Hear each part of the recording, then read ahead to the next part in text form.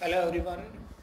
तो आज हम स्टार्ट करने वाले हैं अपना 9th क्लास में फर्स्ट लेक्चर। ठीक है, हम पढ़ेंगे। देखिए, हमारे पास सब्जेक्ट होता है साइंस, और साइंस में अलग अलग 3 ब्रांचेज होती हैं। ठीक है, सबसे पहले हमारे पास होता है physical science, means physics. Okay, दूसरा हमारे पास होता है chemical science,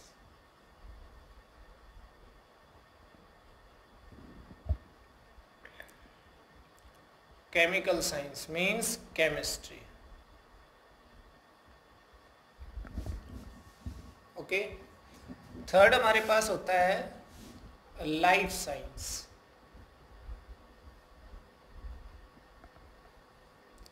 means biology.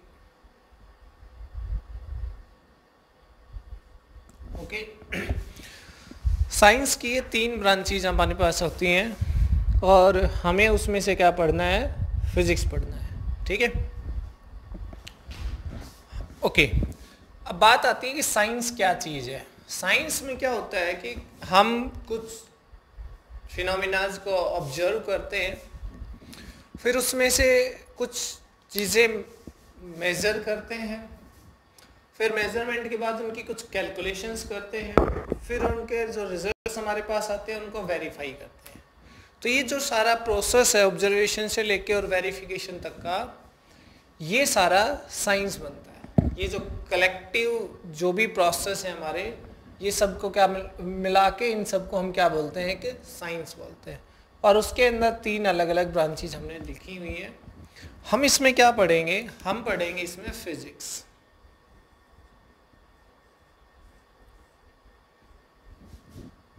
Okay, तो हमारा टॉपिक या हमारा चैप्टर या हमारा कंसेप्ट क्या है? हम तीनों में से फिजिक्स पढ़ेंगे। तो फिजिक्स हमारे पास क्या होती है, देखिए, ताकि इस फिजिक्स ब्रांच में हम क्या पढ़ेंगे? जितने भी नेचुरल फिनोमेना हमारे पास हो रही हैं उन सबको हम पढ़ेंगे फिजिक्स में। स्टडी ऑफ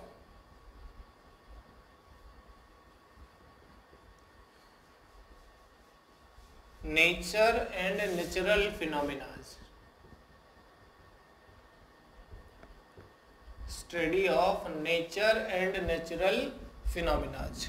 ओके, जैसे हमारे पास ग्रेविटेशनल फोर्स है, सोलर सिस्टम ग्रेविटेशनल फोर्स पे है, हम अर्थ पे हैं तो भी हम ग्रेविटेशन फोर्स की वजह से हैं। करंट इलेक्ट्रिसिटी है, किसके ऊपर कितना फोर्स लगा, कौन कितनी स्पीड से जा रहा है, ठीक है, कहाँ कितना फ्रिक्शन है, ये सारी चीज़ें, इलास्टिसिटी क्या है, वो सब हम किस में पढ़ने वाले हैं? फिजिक्स में पढ़ने वाले हैं। क्लियर?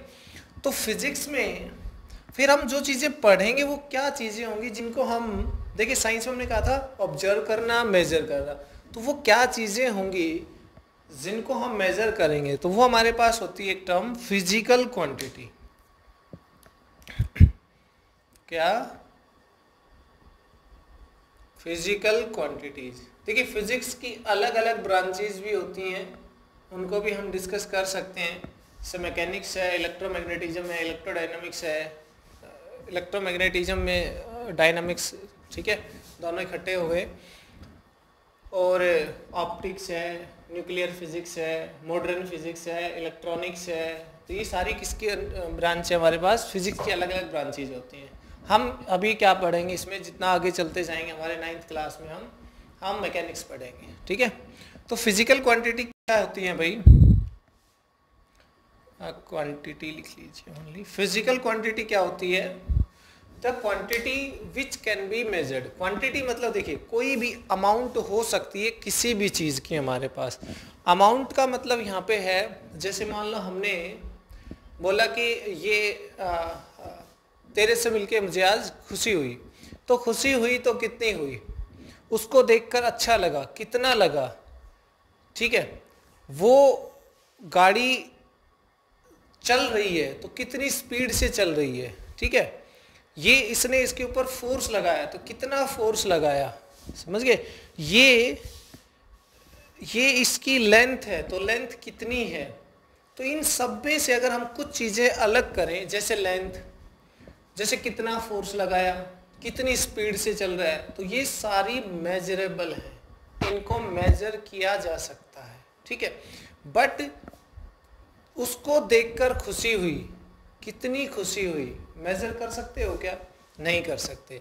उससे मिलकर खुशी हुई, वो ज़्यादा गुस्से में है, कम गुस्से में है, कितना कम कितना ज़्यादा, क्या हम उसको मेजर कर सकते हैं?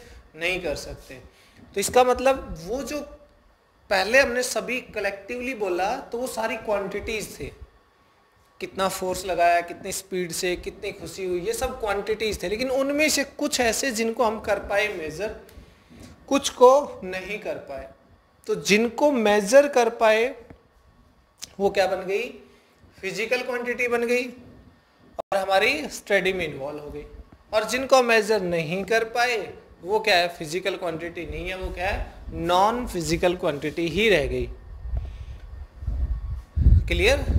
तो फिजिकल क्वांटिटी क्या होती हैं? The quantity which can be measured, which can be measured is known as which can be measured by an instrument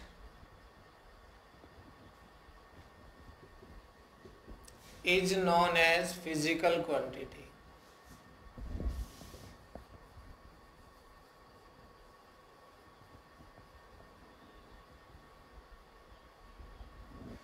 Is known as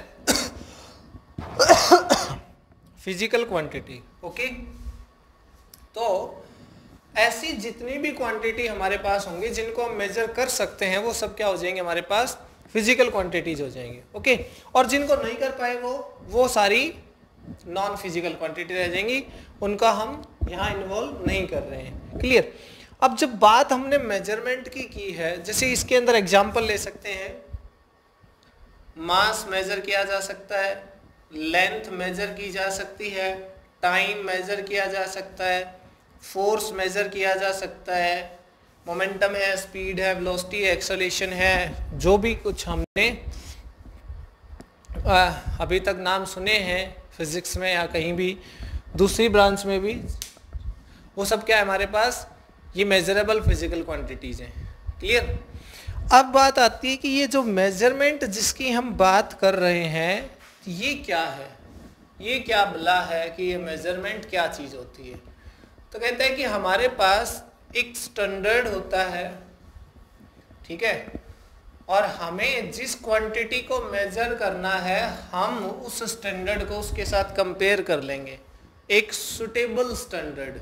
जैसे मान लो यही क्या है हमारे पास? 1 फुट है, इतना है। ये मान लो मैंने बोल दिया कि भाई ये 1 फुट है और बताओ ये बोर्ड की लेंथ कितनी है। तो आप क्या करेंगे? आप इसको यहाँ से ऐसे कंपेयर करते हुए चलेंगे, ठीक है। ये इसमें आ गया 7 टाइम्स। कितना आ गया? 7 टाइम्स आ गया। इसका मतलब है कि हमने इस लेंथ को इसके साथ कंपेयर कर लिया और ये इसमें कितनी बार रिपीट हुई है? 7 टाइम्स। एक बार रिपीट होने में कितना? 1 फुट। तो टोटल कितना हो गया? 7 फुट। क्लियर? तो मेजरमेंट क्या होता है?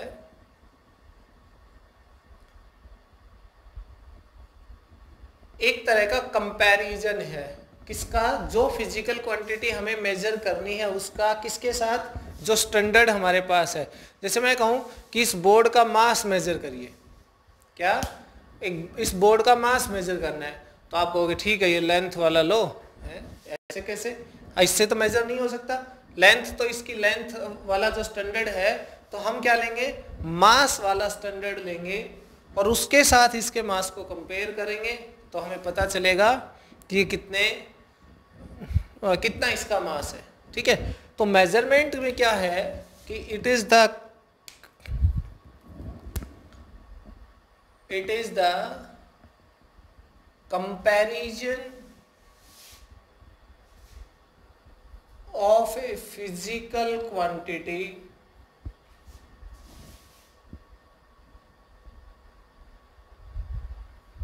which is to be measured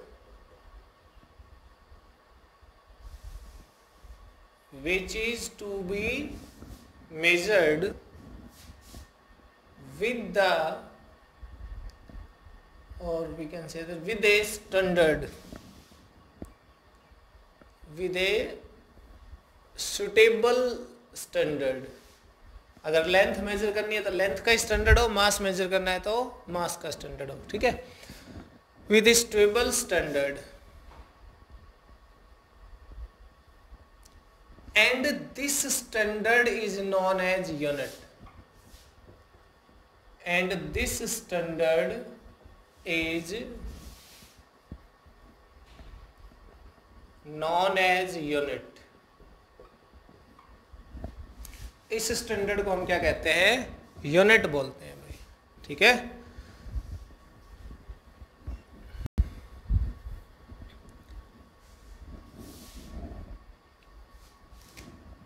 unit, जैसे मान लो मैं कह रहा था कि ये 1 फुट है, तो ये क्या है? अपने आप में यूनिट है, ठीक है. तो इस यूनिट के साथ जिसको मेजर करना है उसका कंपैरिजन कर दीजिए, पता चल जाएगा कि वो कितने टाइम्स उसमें रिपीट हो रहा है. जितने टाइम उसमें रिपीट हो रहा है उसी हिसाब से क्या आ जाएगा उसका, जो भी मेजरमेंट हम कर रहे हैं, लेंथ हो, मास हो, वो सब, ठीक है. तो जो यूनिट हमारे पास है वो क्या चीज़ है? एक स्टैंडर्ड है, एक वेल डिफाइंड, हम ये कह सकते हैं कि वो जैसे लेंथ है तो ये एक वेल डिफाइंड लेंथ हमारे पास है कि इसकी लेंथ मान ली गई है 1 फुट. तो ओवरऑल द वर्ल्ड सबने इसको क्या माना है? 1 फुट मानना है, और उसी के बेस पे हम मेजरमेंट कर रहे हैं. ओके, तो जब यूनिट की बात होती है तो देखिए हमने अलग अलग सुना है. मास है, चलो लेंथ की बात कर लेते हैं. लेंथ को हमने सुना मीटर भी होता है, इतने मीटर. लेंथ हमने सुना फुट भी होता है. लेंथ हमने सुना सेंटीमीटर भी होता है. तो ये क्या है कि जो यूनिट है ना हमारे पास, वो अलग अलग सिस्टम के अकॉर्डिंग अलग अलग होती हैं फिजिकल क्वांटिटीज की. तो यहाँ पे हम बात कर लेते हैं सिस्टम ऑफ यूनिट्स की. There are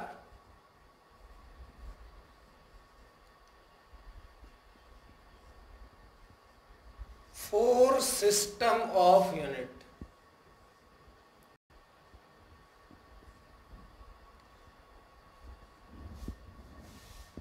there are 4 system of unit. उसमें हमारे पास सबसे पहले आता है FPS सिस्टम. देखिए FPS सिस्टम,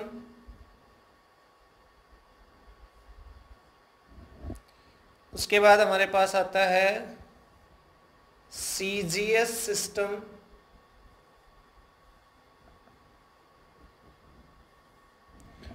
थर्ड हमारे पास है MKS system,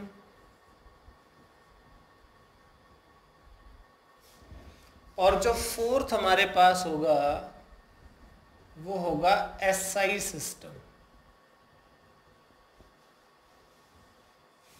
SI system. Okay, तो देखिए हमने अभी भी फिजिकल क्वांटिटी पढ़ा था, उसमें हमने 3 चीजें लिखी थी. मास लिखा था, लेंथ लिखा था, टाइम लिखा था.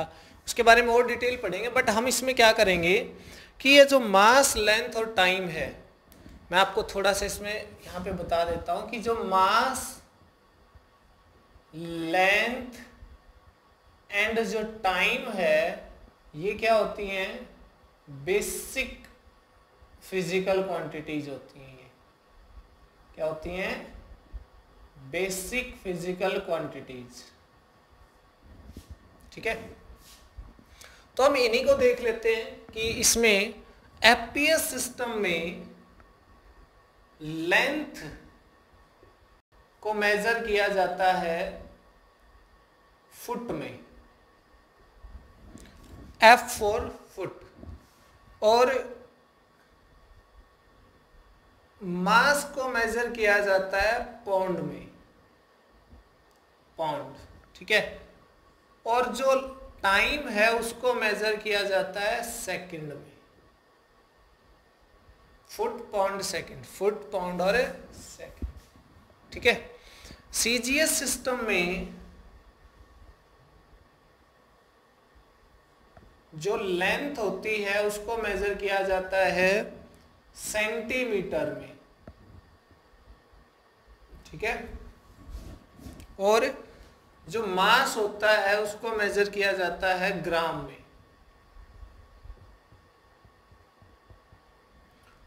और जो टाइम होता है उसको इसमें भी सेकंड में। क्लियर? और जो MKS सिस्टम है उसमें लेंथ को मेजर किया जाता है मीटर में, और जो मास है उसको किलोग्राम में, किलोग्राम, और टाइम को यहां भी सेकंड में। 3 सिस्टम हमने देखे, तीनों में हमने देखा कि मास, लेंथ और टाइम को कैसे मेजर किया जाता है। ओके, अब बात आती है कि SI सिस्टम क्या है। देखिए ये सिस्टम किस बेसिस पे बने, जो पुराने टाइम में हम अलग अलग कंट्रीज के या कुछ कंट्रीज का जो ग्रुप है उसके अपने अलग अलग सिस्टम थे। ये वाले जो FPS सिस्टम बनाने वाले हैं फ्रेंच ग्रीस लोग, वो क्या है, सिर्फ इसी को जानते थे कि लेंथ फुट में मेजर होती है। लेकिन जो ब्रिटिश लोग हैं वो जानते हैं कि जो हमारी लेंथ है ना वो सेंटीमीटर में मेजर होती है, राइट।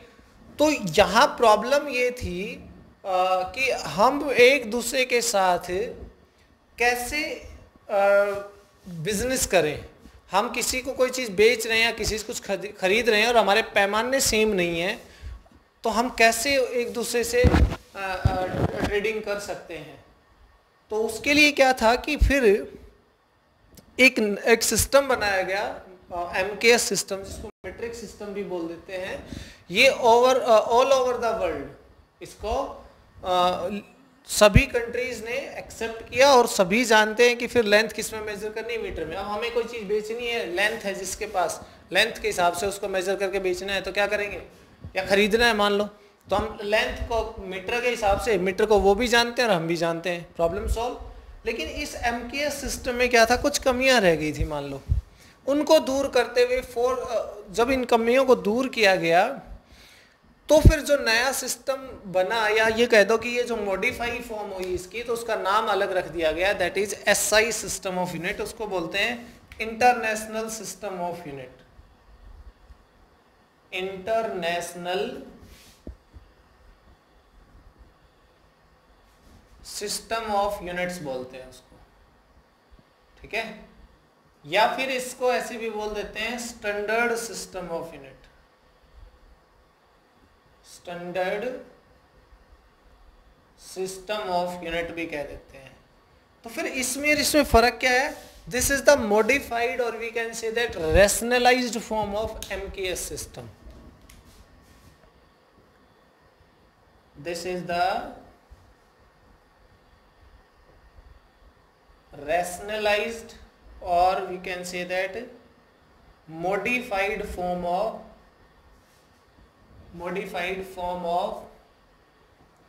MKS system।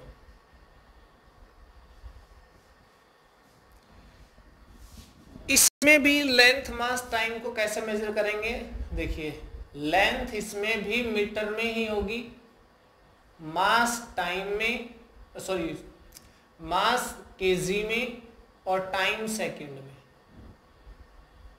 ध्यान रखना है, ठीक है। ये जो MKS सिस्टम हमारा है वैसा ही हमारा SI सिस्टम है, बस थोड़े से उसमें कुछ मॉडिफिकेशंस किए गए, और उसके बेसिस पे क्या बोला गया कि ये सिस्टम आप इसका नाम रख देते हैं, मतलब हम कुछ चीज़ किसी को अपडेट करते हैं तो उसका नाम हम कुछ अलग रख देते हैं कई बार, ठीक है। तो हम क्या कर रहे हैं, हमने MKS को थोड़ा मॉडिफाई किया, तो उसका नाम बदल के क्या रख दिया, SI सिस्टम रख दिया। ओके, जैसे कुछ कन्वर्जन्स की प्रॉब्लम थी, जैसे मान लो हमारे पास एनर्जी की यूनिट क्या होती है, जूल होती है, हम जानते हैं अभी, लेकिन एनर्जी की यूनिट जो है कैलोरी थी पहले, सबसे पहले तो कैलोरी से, लेकिन कैलोरी और जूल दोनों एनर्जी की यूनिट है, बट फिर भी उनमें एक रिलेशन नहीं बन पा रहा था। इसके अकॉर्डिंग जब SI सिस्टम है तो इस तरह की प्रॉब्लम दूर होगी कि 1 कैलोरी इक्वल टू क्या कर दिया गया कि रिलेशन होता है 4.18 जूल। तो इस तरह की कुछ प्रॉब्लम्स थी जो एमकेएस सिस्टम में हम फेस कर रहे थे, तो उनको दूर करते हुए सिस्टम का नया नाम रख दिया गया एसआई सिस्टम। ठीक है, तो ये 4 हमारे पास सिस्टम है, सिस्टम ऑफ यूनिट्स। क्लियर? अब चलते हैं वापस से एक बार हम फिजिकल क्वांटिटीज पे। ताकि फिजिकल क्वांटिटी ना 2 तरह की होती है, एक होती है डेराइव्ड और एक होती है fundamental. There are 2 types of physical quantities. There are 2 types of physical quantities.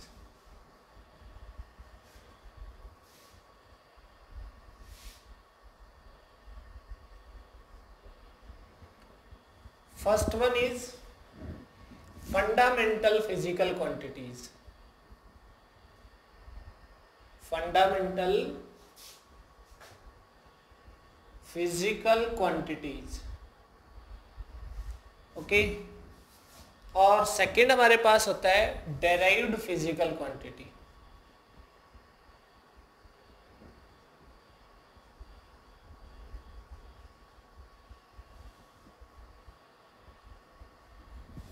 ठीक है, तो सबसे पहले बात कर लेते हैं फंडामेंटल फिजिकल क्वांटिटीज हमारे पास क्या होती हैं। फंडामेंटल फिजिकल क्वांटिटीज,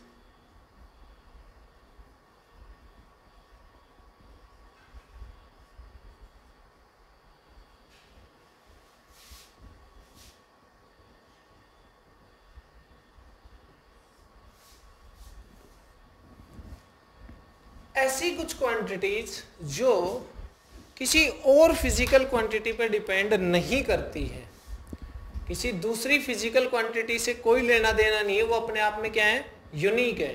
ठीक है, तो हम ये कहेंगे the physical quantities,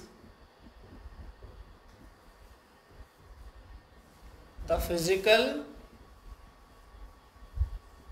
quantities which are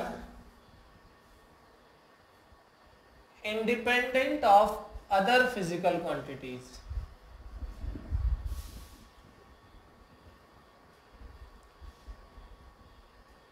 means जो दूसरी फिजिकल क्वांटिटीज पे डिपेंड ना करे उसको क्या बोलते हैं, फंडामेंटल क्वांटिटीज बोलते हैं। ठीक है, हमारे पास टोटल ना 7 फंडामेंटल क्वांटिटीज होती है और उसके साथ साथ 2 और भी हैं जिनको हम सप्लीमेंट्री बोलते हैं, तो टोटल 9 फंडामेंटल क्वांटिटीज कह सकते हैं।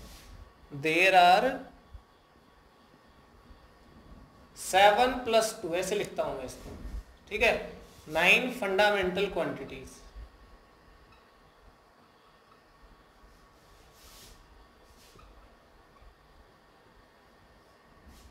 ठीक है, तो इसमें कौन सी आती हैं भाई, देखिए सबसे फर्स्ट में है मास,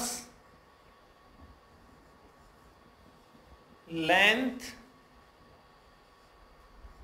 टाइम। 3 फंडामेंटल क्वांटिटीज मैंने लिखी हैं, मास, लेंथ और टाइम। इन तीनों में जो मैक्सिमम हमारे पास है फिजिक्स की जो फिजिकल क्वांटिटीज है इन तीनों से ही कवर हो जाती है।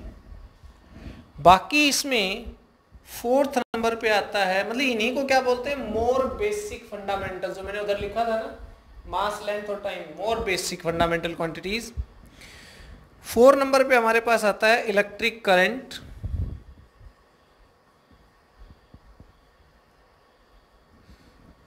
फिफ्थ पे है हमारे पास टेम्परेचर,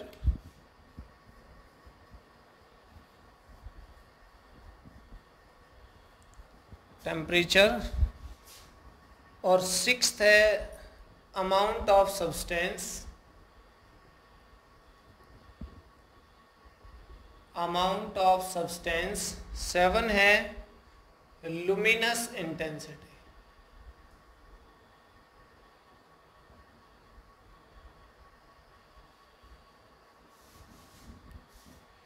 ठीक है, और जो 2 सप्लीमेंट्री जिनकी मैंने बात की,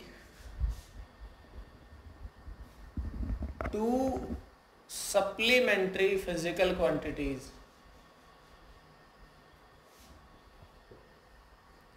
एक होती है प्लेन एंगल और एक होती है solid angle.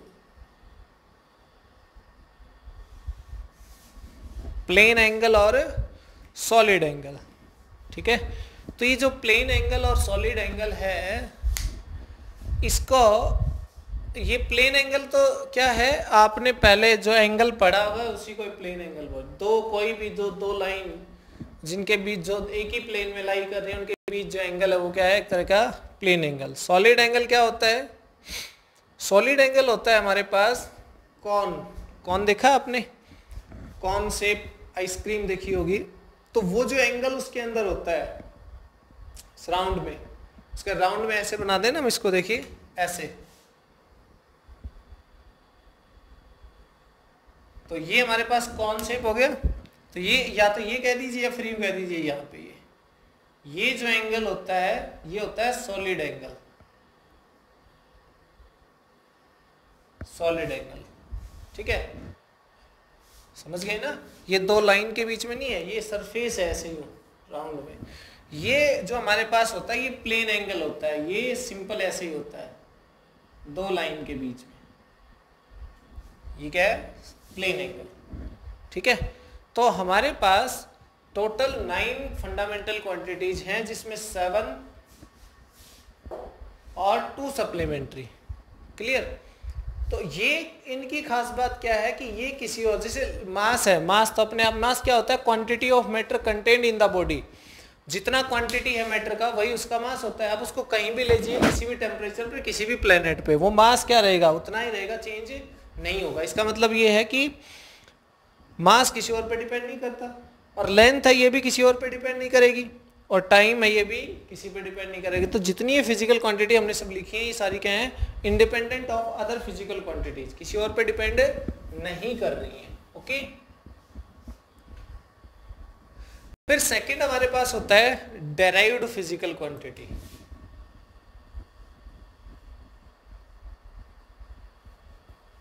Derived physical quantity, okay. जितनी भी इनके अलावा बच गई वो सारी क्या है, डेराइव्ड फिजिकल क्वांटिटी है, ठीक है।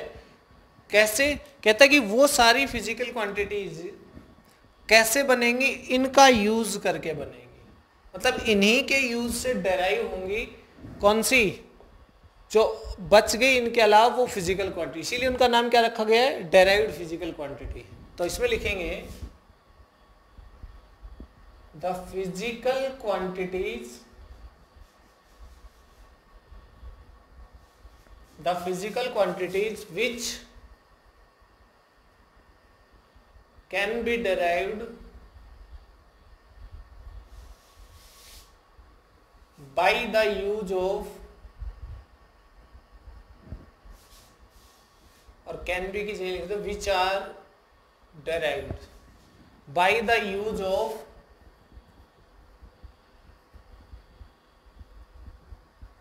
fundamental physical quantities।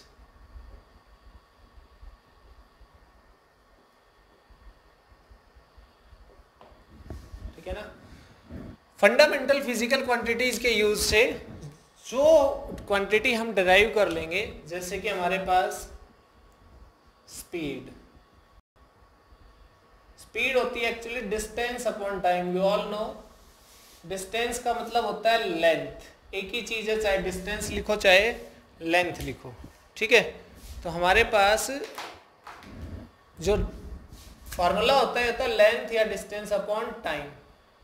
तो हमारे पास ये जो स्पीड आई, लेंथ एक फंडामेंटल क्वांटिटी है और टाइम भी एक फंडामेंटल क्वांटिटी है। उन दोनों को हमने डिवाइड किया तो हमारे पास एक थर्ड क्वांटिटी आ गई जिसका नाम क्या है, स्पीड। तो ये जो फिजिकल क्वांटिटी आई ये क्या है, डेराइव्ड फिजिकल क्वांटिटी है।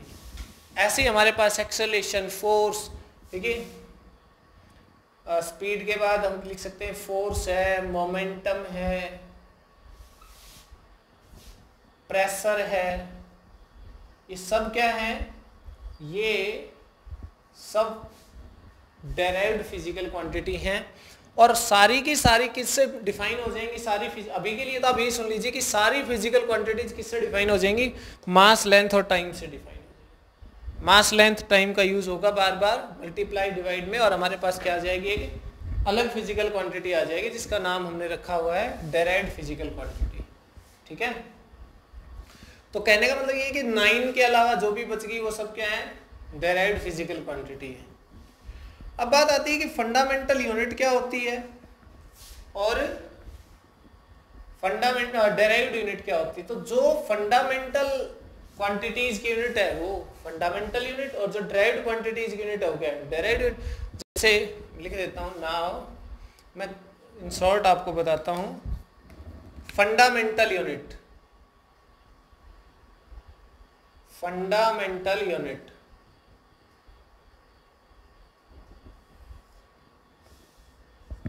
वो क्या है, unit of fundamental quantities, the units of, लिख लीजिए यूनिट ऑफ, यहां भी एस लगा दीजिए, यहां भी, units of fundamental quantities, fundamental quantities are known as fundamental units.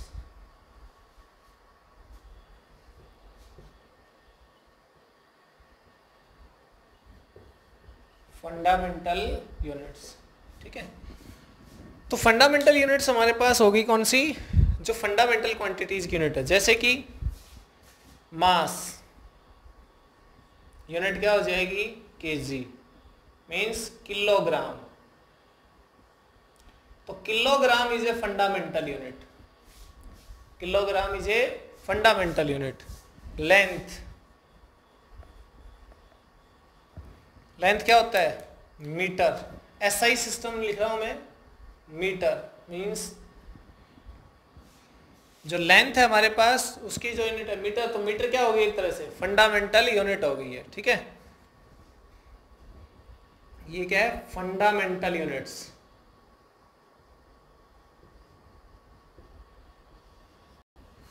और टाइम, टाइम का होता है सेकंड और ऑलवेज सेकंड। ठीक है, उसके अलावा हमारे पास देखिए, चलो मैं लिख ही देता हूं, सेकंड, थर्ड, फोर्थ नंबर पे था इलेक्ट्रिक करंट। इलेक्ट्रिक करंट उसकी होती है एम्पियर, उसकी यूनिट क्या होती है, एम्पियर होती है। ठीक है, फिफ्थ हमारे पास होता है टेम्परेचर। इसका मतलब केल्विन भी एक फंडामेंटल यूनिट है, जैसे टेम्परेचर फंडामेंटल क्वांटिटी है। क्लियर। उसके बाद नंबर 6, ये है amount of substance.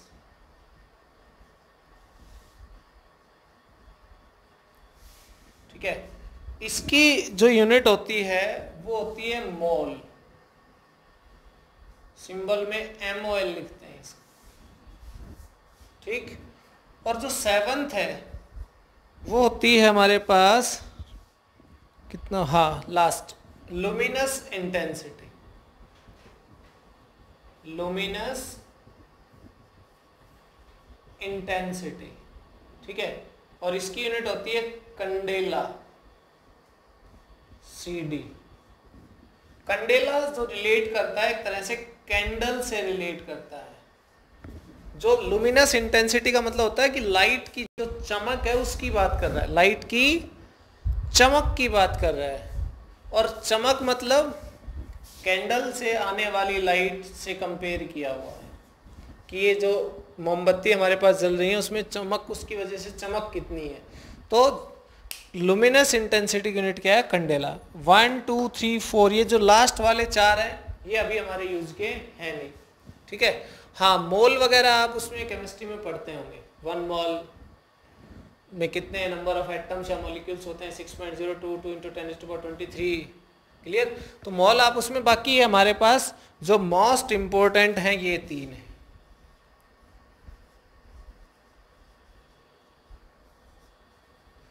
Mass, length और टाइम, ये हमारे पास सबसे ज्यादा इंपॉर्टेंट है। ठीक है। इन्हीं की हेल्प से देखिए इसमें लेंथ आ गई, इसमें टाइम आ गया। किसी और फिजिकल क्वांटिटी को देखेंगे तो उसमें भी मास, लेंथ और टाइम का डिवीजन और मल्टीप्लीकेशन हमें मिलने वाला है। ओके, तो कहाँ तक हमने देखा, फंडामेंटल क्वांटिटीज हो गई, फंडामेंटल यूनिट्स हो गई हैं, यूनिट क्या होता है वो हमें पता चल गया है, ठीक है। और ड्राइव्ड यूनिट है, ड्राइव्ड फिजिकल क्वांटिटी है, वो क्या होती है। तो इसके बाद हमारे पास इसमें आएगा कि ये जो फंडामेंटल यूनिट्स हैं, मास की यूनिट किलोग्राम है, किसको किलोग्राम कहा गया, हमने कहा ना यूनिट एक स्टैंडर्ड होता है 1 मीटर, किसको 1 मीटर कहा गया और इस तरह से चूज किया गया कि वो कहीं दूसरे प्लेनेट पे चले जाएं तब भी चेंज नहीं होगा। समझ में आई बात। किस तरह से सेकंड को चूज किया गया, किस तरह से अमाउंट ऑफ सब्सटेंस, मतलब ये सारे हम आगे चल के ये डेफिनेशंस देखेंगे इनकी कि ये किस तरह से स्टैंडर्ड बनाया गया, मास का स्टैंडर्ड कैसे बनाया गया, लेंथ का स्टैंडर्ड कैसे बनाया, एम्पियर का स्टैंडर्ड कैसे बनाया, इलेक्ट्रिक करंट का। क्लियर। तो आज के लेक्चर में इतना ही।